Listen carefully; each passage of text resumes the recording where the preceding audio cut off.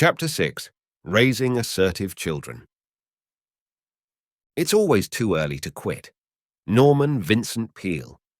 Earlier, we discussed how parents can use assertiveness in their communication with children, as well as how to teach children to have respect for their parents. In this chapter, we discuss how to raise assertive children. Teaching your children to be assertive gives them several critical life skills.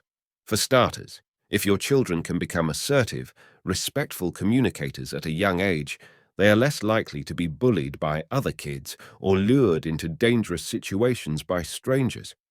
Children want to be liked by adults and peers. Therefore, it may be very difficult for them to say no to someone, even respectfully, because they fear potential rejection. Assertive communication can teach your children that saying no to someone does not necessarily lead to rejection and, more importantly, may keep them safe from dangerous situations. Consider assertive communication another tool your children can use to help them navigate the world safely. Moreover, assertive skills build self-esteem. Children with low self-esteem may fall into the trap of believing that their opinions don't matter and aren't worth expressing. When you teach your child to be assertive, he or she learns that his or her thoughts and feelings are important. The child also learns how to express these feelings in a respectful way. This process gives children the self-confidence to think and act for themselves instead of allowing others to influence their behaviors. You can teach children to be assertive using the same exercises discussed in Chapter 2 by role-playing with them. To role-play, start by creating scenarios of peer pressure, bullying, or even of a child predator trying to lure the child. Then discuss with your child how he or she should respond to each situation. Afterward, play the role of the bully and have your child practice the responses you two discussed. An important tool in your child's assertive arsenal is the word no. When role-playing with your child, emphasize that he or she has that basic right to say no and mean it without having to apologize or explain further. For example, if you are teaching your young one to handle a bully at school, you might role-play the following conversation. Hey, stupid. Yeah, I'm talking to you. What's your problem? Get over here now. You would then encourage your child to practice saying, no, you can't treat me that way. Leave me alone. In a more extreme example, such as with a child predator, the child is to yell loudly, no, and get away from that person as quickly as possible. This ensures that the other person knows that the child doesn't accept the aggressive advance. Talk calmly, yet frankly to your children about dangerous situations. Give them specific steps, such as saying no to someone who is asking them to do something they know is wrong.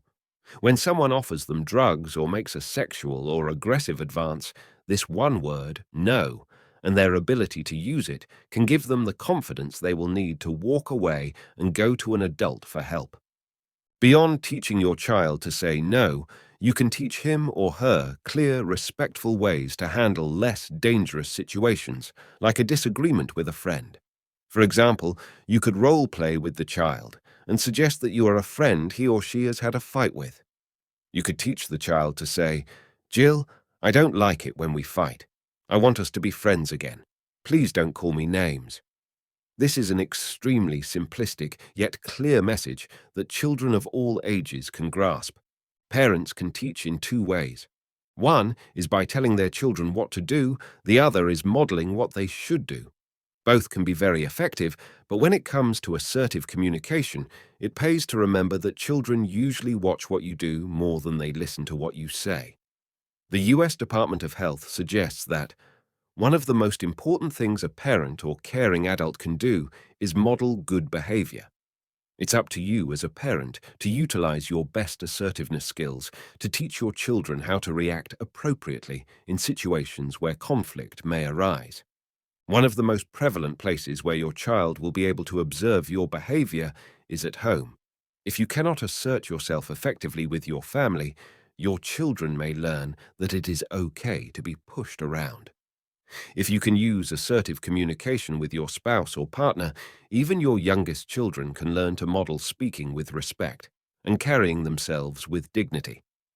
Outside of the home, you can model assertiveness in public situations.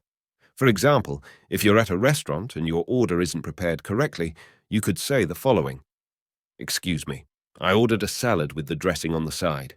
Unfortunately, this salad has dressing on it already. I want a new salad, please." This is concise, sets boundaries that say what you want, and is respectful of the server's feelings. You aren't yelling at or blaming them for the mistake. You are just pointing out the problem and asking for a resolution. Whether you tell your child what to do or model those behaviors, you want to avoid the trap of becoming a helicopter parent. A helicopter parent is one who hovers around the child, just waiting for the opportunity to save him or her from conflict. This type of parent does not teach a kid much beyond the idea that he or she is in need of constant rescue. The behavior doesn't teach assertive communication or creative problem solving. Let's look at a scenario where parents can help their young ones stand up for themselves respectfully. Your child is waiting for a turn on a swing at the park. Another child has been on the swing for a while and doesn't seem to be going anywhere soon. Should you: A. Go over and tell the other kid that your child wants a turn and that it's time to get off? B.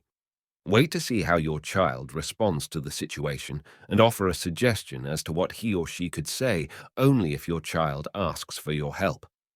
C. Tell your child it's time to leave because you don't want him or her to have a confrontation with the other one. If you answered B, you not only recognize the assertive behavior, you realize that it isn't your place to resolve this problem for your adolescent. Answer A is the model's aggressive communication, and answer C is passive behavior. Answer B has the added benefit of teaching your child how to resolve problems. It can be difficult to let go and allow your child to make his or her own mistakes and decisions, but making mistakes is a critical part of learning and life. When you teach your children to communicate assertively, you give them tools for their future that you may not have had at their age. In essence, you're giving them a wonderful new gift.